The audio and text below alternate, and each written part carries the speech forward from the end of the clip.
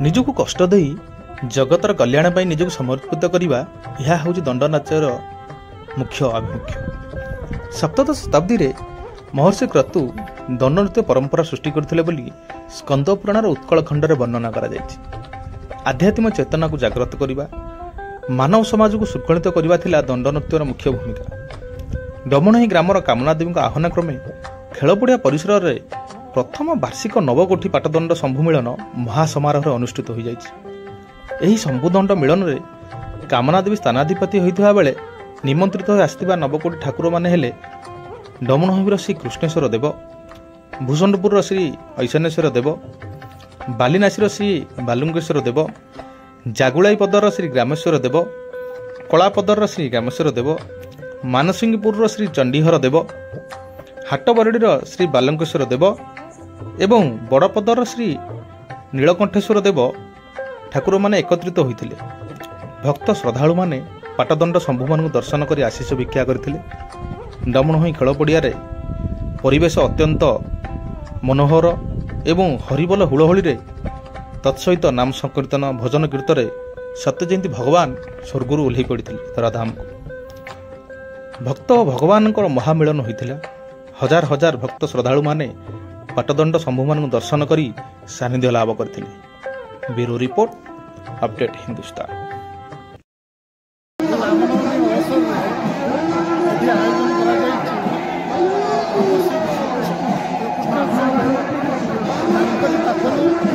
आरंभ होता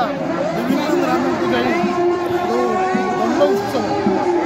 समस्त मैंने एकत्रित कर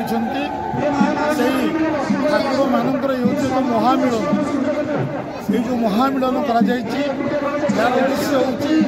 परस्पर मध्य भाई मान भितर एवं भौणी मान भितर भाईचारा सृष्टि करने सहित विभिन्न जगह जो ठाकुर मैंने एकत्रित करवा आज दंडुआ मैंने निज शरीर को दंड दे ठाकुर को आशीर्वाद कामना करने विभिन्न ग्राम आसी एकत्रित होती। महामिलन निश्चित रूपे ये अंचल में गोटे वातावरण सृष्टि कर जहाँकि समस्त को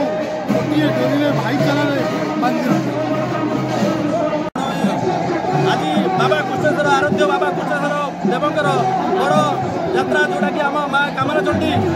कोठी द्वारा आयोजित कराई आम डमणही आज गोटा रामनवमी गोटे ऐतिहासिक दिन जहाँकि हजार हजार श्रद्धालु एवं ग्रामवासी वृंद पाक पड़शार आसी आम ए अनुष्ठान मूल अनुष्ठान जोटा कि दीर्घ 400 वर्ष है चली आसूसी ए अनुष्ठान 154 रु 160 इत्यादि प्राय पुरी बारीतल बालुगा पर्यंत व्यापी। आज आम ए डमणुमी ग्राम बंधु मेलन जोटा कि बाप कोठी पुओ मैंने आसी पहुँची एवं आम ग्रामर आज सुनाम धन्य अनुष्ठान कराऊँच जोटा कि आम ग्राम एक ऐतिहासिक अनुष्ठान प्रतिष्ठा होती। ए अनुष्ठान दीर्घजीवी हो एवं ये लोक मानकर समागम हो सब भक्त वृंद मानकर प्रभु आशीर्वाद करूँ से सुख शांति जीवन अतिवाहित हो सहित आम ग्रामर उन्नति हो एवं ए अनुष्ठान चिरंजीवी रहू एवं लोक मानकर ए प्रकार मनोवृत्ति सहयोग सदा सर्वदा रहू। जय